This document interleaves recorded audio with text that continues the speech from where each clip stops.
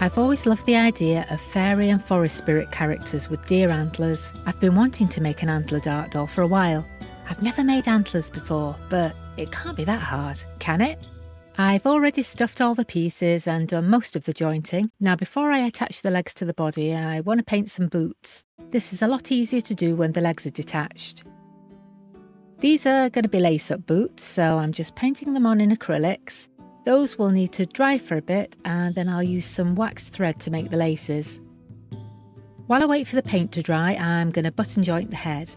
This type of joint is pretty secure, it just gives the head a bit of side-to-side tilt.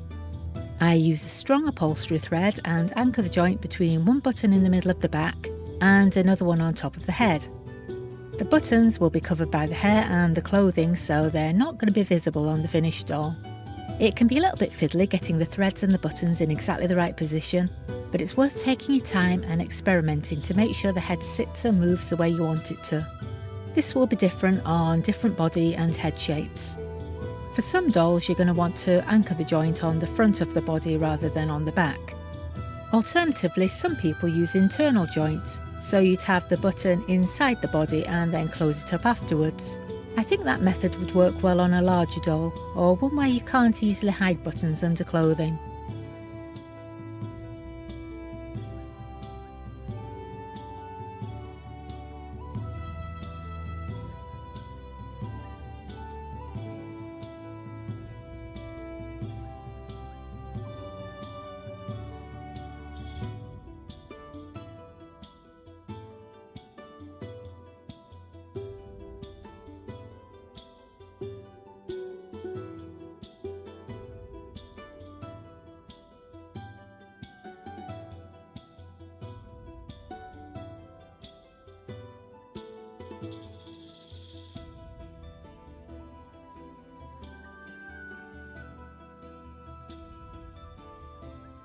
Now the paint's fully dry on the boots, I can add some laces.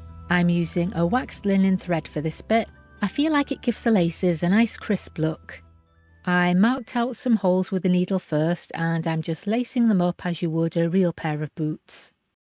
A lot of the threads and the other materials I use are available on Amazon. I'll put some links in the description. As I said at the start, this is my first attempt at making antlers. I've just bent a pipe cleaner into a basic antler shape to form an armature. I was going to make them larger and more complex, but in the end I decided simple is sometimes better. I was going to use paper mache, but I couldn't get it to stick to the pipe cleaner, so I thought I'd try needle felting them instead. I've just unravelled some super chunky yarn and I'm wrapping it around the armature. Then using a 38 gauge triangular felting needle, I'm lightly felting around the bits where it needs a bit of help to stay put. Felting around wire takes a bit of practice. Using a pipe cleaner does make it easier as the fibre kind of clings to it. You just need to be really careful when you're felting that you're stabbing around the wire and not directly into it. Felting needles are quite brittle and they do tend to snap if they hit something solid.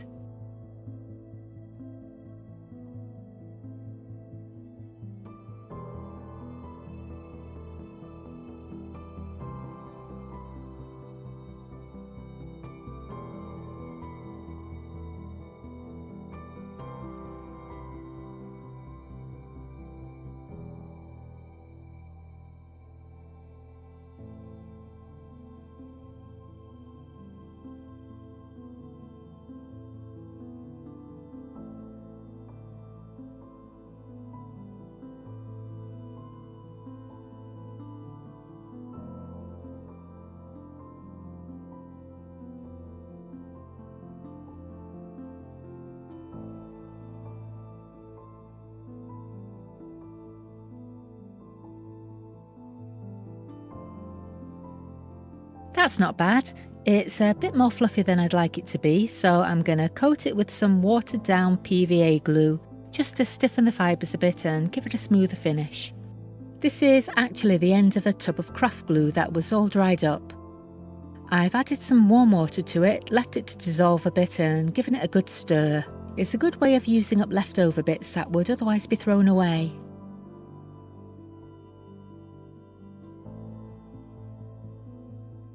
The antlers will need a bit of time to dry, so I'm going to start working on the face. The last doll I made, I painted the face. I really liked her, but most of you seem to prefer the simpler button-eyed face. I will make more with painted features, but for this one I decided to stick with the button eyes.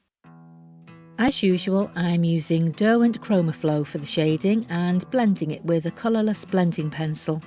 I tend to go over the shading a few times, blending in between coats until I get it nice and dark and you can't see any fabric through it. Then it needs fixing with a couple of coats of artist fixative spray so it doesn't smudge or rub off over time. I've picked out some lovely metal buttons for the eyes in a sort of a gunmetal finish.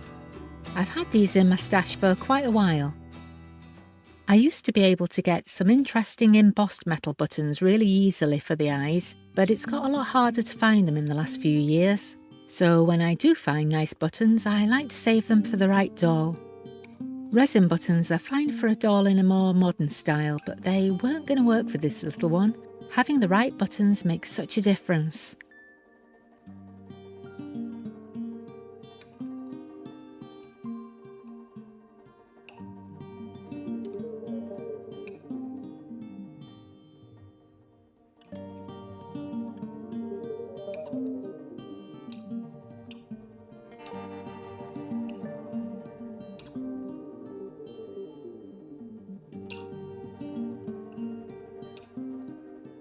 I'm using Derwent Line Maker fine liner pens for the face detail. I think the majority of doll artists use Pigma Micron pens, and yeah, they are great pens. I've used them myself in the past. The reason I don't use them now is that the ink contains gelatin. I personally prefer not to use animal-derived materials. Derwent fine liners are a pretty good alternative for those looking to keep their art vegan friendly. Again, there will be a link to those down in the description. By the way, if you're enjoying watching this little one come together, please don't forget to hit the like button and let me know. You can also subscribe if you like so you don't miss the next one.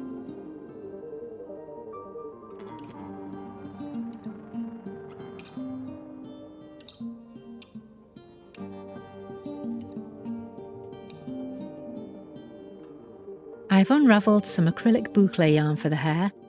I love these fiery colours. This one was from the Signet Bumper Boucle range, which has sadly been discontinued. You can sometimes find the odd ball of it on eBay. I haven't seen this colour in a while though, so once this ball's gone, I think it's probably gone forever. I'm needle felting it in layer by layer using the Clover pen style felting tool and 3 38 gauge needles.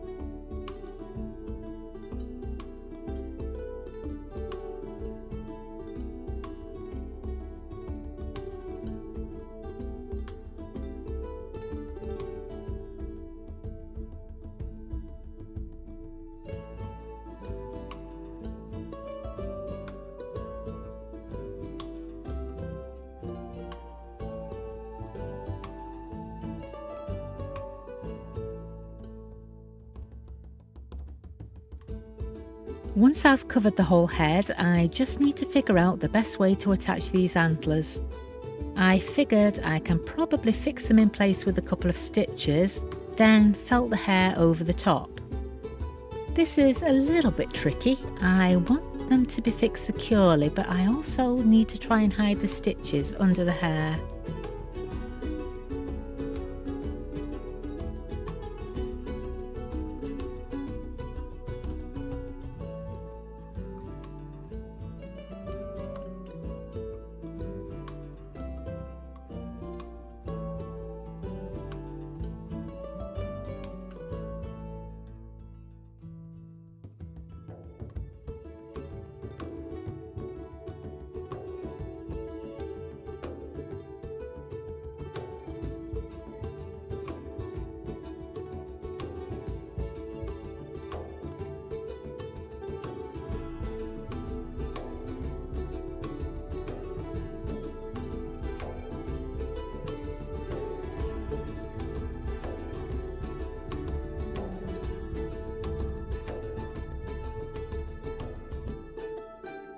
That's looking pretty good. Just a few finishing touches and she's ready to be let loose in the forest. I've named this little one Iona Bone Dust. If you'd like to see more mythological dolls, there's another one on screen now that I think you'll enjoy. Go watch that one now, and I'll see you next time. Bye.